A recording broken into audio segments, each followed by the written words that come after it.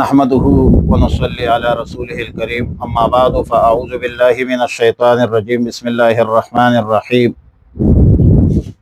في جنات يتساءلون عن المجرمين ما سلككم في سقر قالوا لم نك من المصلين ولم نك نطعم المسكين۔ پارہ 29 سورہ مدثر رکوع 2 آیات نمبر 40 تا 48۔ گزشتہ آیت میں فرمایا کہ الا اصحاب الیمین، دائیں طرف والے نیک لوگ، صالح لوگ سقر اور جہنم میں نہیں ہوں گے، بلکہ وہ فی جنات، باغات میں ہوں گے۔ فی ظرفیت کے لیے جنات مظروف ہے، تو یہ آیات نمبر 40 کا پہلا جملہ متعلق ہے آیات نمبر 39 کے ساتھ،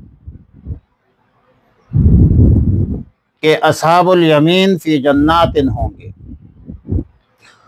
اور یتساءلون آیات نمبر 40 کا تعلق آیات نمبر 41 سے ہے۔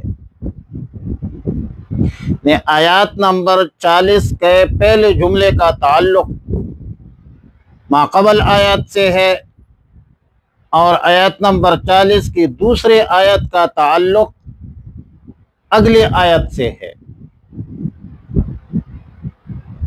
اصحاب الیمین جنت میں، باغات میں ہوں گے، اور جو مجرمین ہیں، مشرکین، منکرین ہیں، اس سے پوچھیں گے، باوجود اس کے کہ جنت اور دوزخ کے مابین فاصلہ، بعد اور دوری ہوگی، لیکن باہمی کلام جیسا کہ سورہ اعراف کا تقاضا ہے، وَنَادَى أَصْحَابُ الْجَنَّةِ أَصْحَابُ النَّارِ،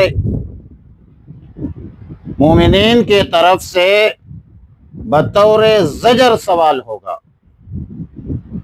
کہ ما سلککم فی سقر، تم کو کس چیز نے دوزخ میں داخل کیا ہے؟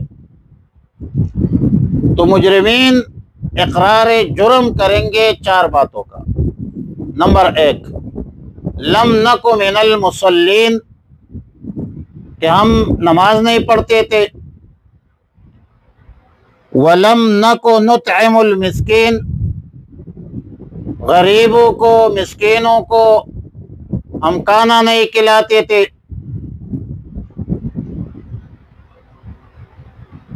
اور ظاہر ہے کہ حقوق اللہ اور حقوق العباد جو ہے وہ پامال کرتے تھے۔ نماز نہ پڑھنا، تارک الصلاۃ، یہ حقوق اللہ پامال کرنا ہے، کیونکہ نماز جو ہے یہ دین کا ستون ہے۔ الصلاۃ عماد الدین، فمن اقامها فقد اقام الدین ومن ہدمها فقد ہدم الدین۔ اور فقیروں، غریبوں، مسکینوں کو کھانا نہ کھلانا، یہ حقوق العباد کو پامال کرنا ہے۔ تیسرا جرم ان کا یہ تھا، وَكُنَّا نَخُوضُ مَعَ الْخَائِضِينَ، ہم مشغلہ رہنے والوں کے ساتھ بھی مشغلے میں لگے رہتے تھے، اور مشغلہ سے مراد بے دینی ہے، ابطال دین ہے، کہ دین اور دینداروں کے خلاف جتنی باتیں ہوتی تھی، جتنے کوششیں اور جدوجہد ہوتی تھی، ان تمام کوششوں میں ان مجرمین کا ہاتھ ہوتا تھا۔ دین کے بدنامی، دینداروں کے بدنامی میں ان بدبختوں کا ہاتھ تھا۔ منع بھی نہیں کرتے تھے کہ بھائی نہ کرو یہ کام، روکتے بھی نہیں تھے۔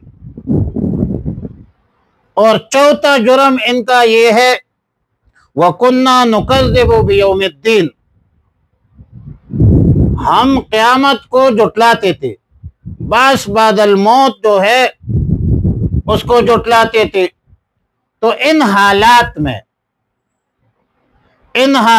میں جھٹلانے کے وقت، نماز نہ پڑھنے کے وقت، غریبوں فقیروں مسکینوں کو کھانا نہ کھلانے کے وقت، بے دینوں اور لبرل اور دین دشمن قوتوں کا اہلکار شعوری طور پر یا غیر شعوری طور پر بن کر ان کے مشاغل میں مشغول ہو جانا، اس حرکات بد اور سکنات بد سے باز نہیں آئے، اور اس حالت میں مجرمین کہیں گے کہ ہمارا خاتمہ اس حالت پر ہوا،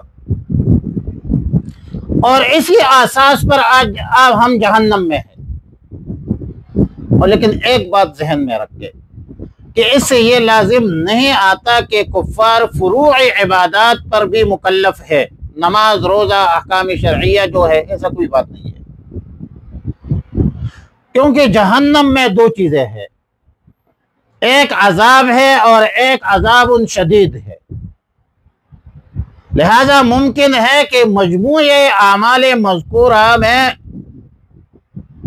مجموعہ عذاب اور شدت عذاب جو ہے مذکور ہو، اس طرح کے کفر شرک تو سبب ہے تعذیب کا، اور ترک صلاۃ سبب ہے شدت عذاب کا،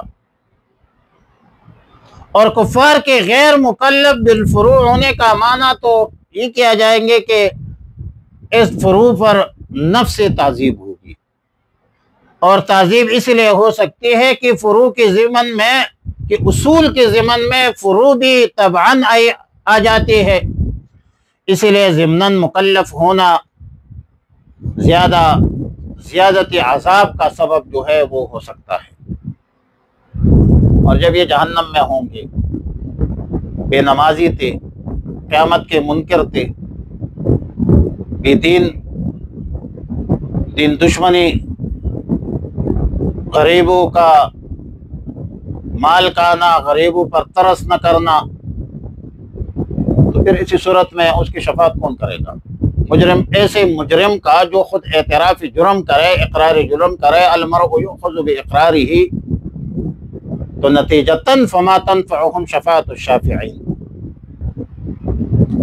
تنفعهم کی ضمیر مجرمین کی طرف راجع ہے، اور جس کا ذکر گزشتہ آیاتوں میں ذکر ہوا، مذکور ہے کہ ان بدبختوں نے 4 جرائم کا اعتراف کیا، تارک الصلاۃ تھے، غریب و مسکینوں کو نطعم ولم نکن نطعم المسکین تھے، اہل باطل جو دین اسلام کے خلاف کرتے تھے، مخالفت کرتے تھے، شاعر کے خلاف معاصی فحاشی میں مبتلا تھے، یہ بھی ان کے ساتھ لگے رہتے تھے، ان سے بیزاری کا اظہار تو نہیں کرتے تھے، ان کی ممیدہ اور معاون بنتے تھے، شعوری طور پر یا غیر شعوری طور پر۔ نمبر 4، قیامت کا انکار۔ اب ظاہر ہے کہ قیامت کا انکار تو عین کفر ہے، اور کافروں کی شفاعت نہیں ہوگی، خواہ سارے شفاعت والے اکٹھے ہو جائے۔ شافعین کو جمع لایا، اور اس میں اشارہ ہے اس طرف کہ سارے شفاعت والے اکٹھے ہو جائے، فما تنفعهم شفاعت الشافعین۔ البتہ مسلمان اگرچہ گناہگار ہے تو ایمان کے بدولت، ایمان کے طاقت سے وہ سفارش کا مستحق ہے، اور ایمان کے بدولت وہ خالداً مخلداً ابداً جہنم میں نہیں رہے گا۔ من کان فی قلبہ مثقال ذرۃ مقدار ذرۃ حبۃ من خردل کی روایت، رائے کے دانے کے برابر جس کے اندر ایمان ہے، وہ جہنم میں ہمیشہ نہیں رہے گا۔ باقی سفارش تو اصل شفاعت رسول اللہ مبارک صلی اللہ علیہ وسلم کی ہے، جو مقبول الشفاعت ہے، اور اللہ کے ہاں یہ مقبول بھی ہے، سب سے بڑا سفارش اس کی ہے۔ سیدنا عبداللہ بن مسعود رضی اللہ تعالیٰ عنہ فرماتے ہیں کہ بروز قیامت فرشتوں کی بھی سفارش ہوگی، انبیاء علیہ السلام کی بھی شفاعت ہوگی، شہداء کی بھی شفاعت ہوگی، صالحین کی بھی شفاعت ہوگی، اور شفاعت ایمان والوں کے لیے ہوگی۔ یہ جو 4 قسم کے مجرمین ہیں مجموعہ، اہل باطل کا ساتھ دینے والا، قبر کا یعنی قیامت کا منکر، بعث بعد الموت کا منکر، نماز تارک الصلاۃ۔ لیکن یہاں پر بظاہر آیات مذکورہ سے معلوم ہوتا ہے کہ تارک الصلاۃ کی شفاعت نہیں ہوگی۔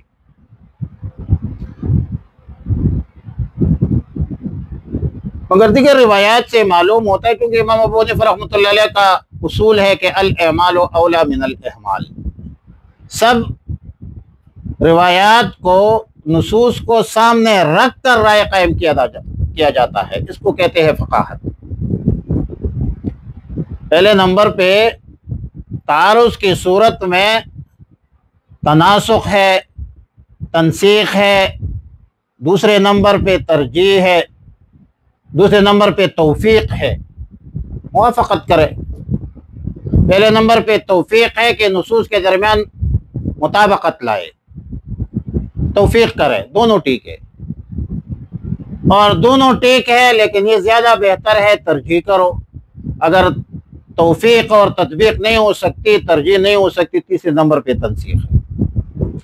اب تارک الصلاۃ جو ہے اس کے شفاعت نہیں ہوگی، یہ تو آیات مذکورہ کا تقاضا ہے، مگر دیگر روایات سے معلوم ہوتا ہے، نصوص سے معلوم ہوتا ہے کہ اللہ شرک معاف نہیں کرتے، شرک کے علاوہ تمام گناہ معاف کرتے ہیں۔ ان اللہ لا یغفر ان یشرک بہ ویغفر ما دون ذلک، تو ما دون ذلک میں تارک الصلاۃ بھی شامل ہے۔ تارک الصلاۃ میں تارک الصلاۃ جو ہے من دون ذالک میں بھی شامل ہے، اور یہ میرا عقیدہ ہے کہ مرتکب کبیرہ جو ہے کافر نہیں ہوتا۔ وَإِن طَائِفَتَانِ مِنَ الْمُؤْمِنِينَ اقْتَتَلُوا، قتال بھی کرتے ہیں، گناہ کبیرہ ہے، اور مومنین بھی ہے۔